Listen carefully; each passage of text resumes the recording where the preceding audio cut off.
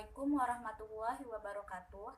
Perkenalkan, nama saya Kurnia Anzarwati Ningsih dengan NPM 1811060115. Di sini saya akan menjelaskan materi tentang jenis-jenis kurikulum di Indonesia serta perbandingan kurikulum Indonesia dengan negara lain. Ini saya akan menjelaskan terlebih dahulu mengenai pengertian kurikulum. Apa sih kurikulum itu? Kurikulum merupakan seperangkat rencana dan sebuah pengaturan yang berkaitan dengan tujuan, isi, bahan ajar, dan cara yang digunakan sebagai pedoman dalam penyelenggaraan kegiatan pembelajaran untuk mencapai sebuah tujuan pendidikan nasional. Di Indonesia telah mengalami beberapa kali perubahan kurikulum. Yang pertama yaitu Kurikulum 1947 disebut juga dengan Rencana Pelajaran 1947. Kurikulum ini merupakan kurikulum pertama yang lahir pada masa kemerdekaan yang memakai istilah dalam bahasa Belanda Leerplan yang artinya rencana pelajaran.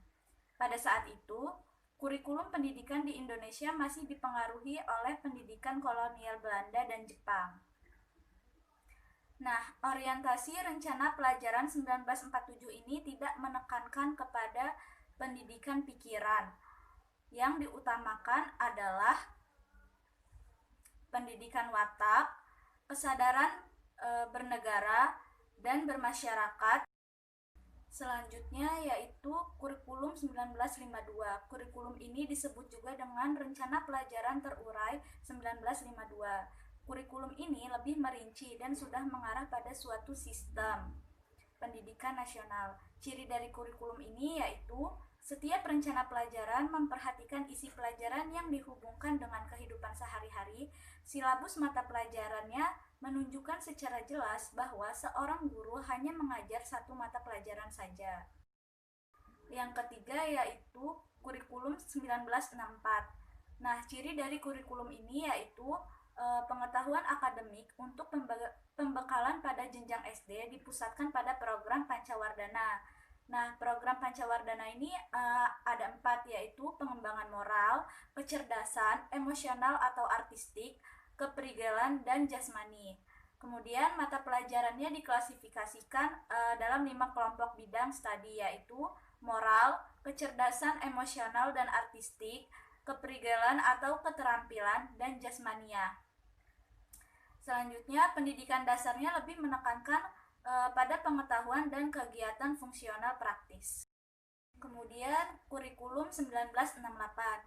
Nah, Kurikulum 1968 ini bertujuan bahwa pendidikan ditekankan pada upaya untuk membentuk manusia Pancasila sejati, kuat dan sehat jasmani, serta mempertinggi kecerdasan dan keterampilan jasmani, moral, budi pekerti, dan keyakinan beragama. Nah, dalam kurikulum ini tampak dilakukan perubahan struktur kurikulum pendidikan dari Pancawardana menjadi pembinaan jiwa Pancasila, pengetahuan dasar, dan kecakapan khusus. Kurikulum 1968 ini merupakan perwujudan dari perubahan orientasi pada pelaksanaan UUD 1945. Selanjutnya, Kurikulum 1975. Kurikulum ini dilatar belakangi oleh pengaruh konsep di bidang manajemen yaitu MBO. MBO ini yaitu Manajemen by Objective. Nah, metode, materi, dan tujuan pengajaran dirinci dalam prosedur pengembangan sistem instruksional atau PPSI yang dikenal juga dengan istilah satuan pelajaran. Satuan pelajaran ini dirinci menjadi tujuan instruksional umum, tujuan instruksional khusus, materi pelajaran, alat pelajaran, kegiatan belajar mengajar, dan evaluasi. Nah, Kurikulum 1975 ini juga banyak dikritik oleh pihak-pihak tertentu. Selanjutnya, Kurikulum 1984. Nah, Kurikulum 1984 ini merupakan kurikulum yang disempurnakan dari Kurikulum 1975. Nah, Kurikulum 1984 ini mengusung proses skill approach, di mana posisi siswa ditempatkan sebagai subjek belajar. Dari mengamati sesuatu, mengelompokkan, mendiskusikan, hingga melaporkan hasil pembelajarannya. Nah, model pembelajaran ini disebut juga dengan cara belajar siswa aktif atau CBSA atau Student Active Learning. Kemudian kurikulum 1994 dan suplemen kurikulum 1999. Kurikulum 1994 ini merupakan hasil upaya untuk memadukan kurikulum sebelumnya, terutama kurikulum 1975 dan 1984.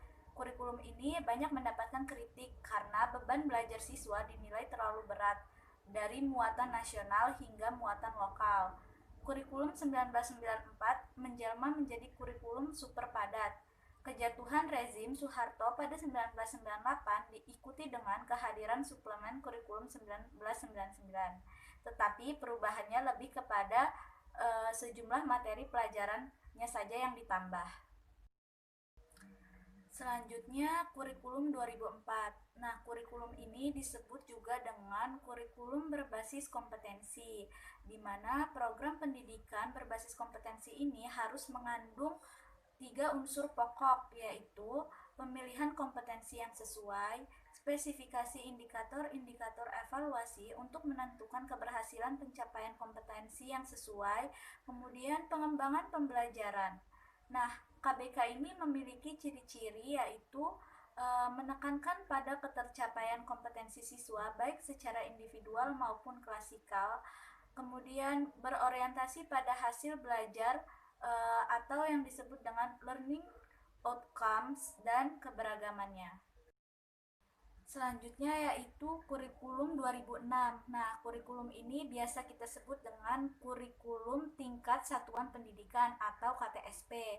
Nah, KTSP ini tentunya pernah kita pakai ya teman-teman. Nah, pada kurikulum 2006 ini pemerintahan pusat menetapkan standar kompetensi dan kompetensi dasar. Sedangkan sekolah dalam hal ini guru dituntut untuk mampu mengembangkan dalam bentuk silabus dan penilaiannya sesuai dengan kondisi sekolah dan daerahnya masing-masing. Hasil pengembangan dari semua mata pelajaran itu dihimpun menjadi sebuah perangkat yang dinamakan kurikulum tingkat satuan pendidikan atau KTSP.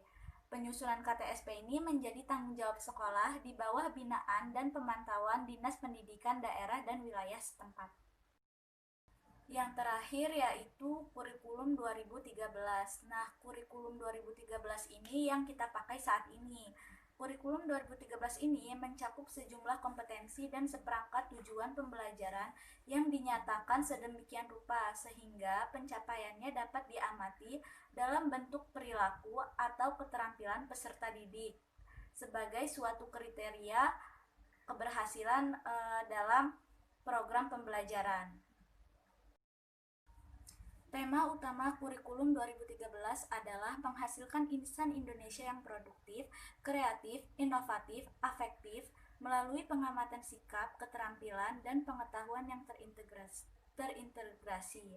Kemudian, implementasi kurikulum ini menuntut guru secara profesional untuk merancang pembelajaran secara efektif dan bermakna, mengorganisir pembelajaran, memilih pendekatan pembelajaran yang tepat, menentukan prosedur pembelajaran dan pembentukan kompetensi secara afektif, serta menetapkan kriteria keberhasilan.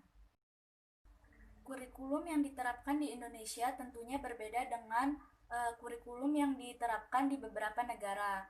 Misalnya, kurikulum yang diterapkan di Indonesia akan berbeda dengan kurikulum yang diterapkan di Malaysia, Singapura, RRC, ataupun Korea Selatan. Berikut ini adalah penjabarannya.